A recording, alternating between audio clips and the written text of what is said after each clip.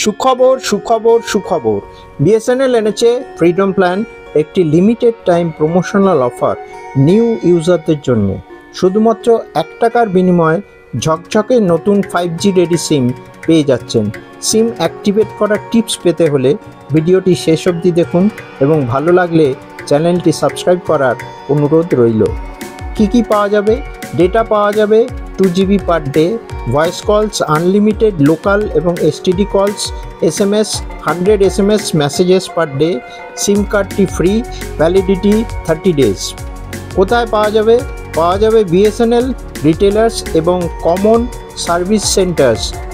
লাগবে শুধুমাত্র আধার নাম্বার এবং আই স্ক্যান করে সঙ্গে সঙ্গেই আধার ভেরিফিকেশানও হয়ে যাচ্ছে।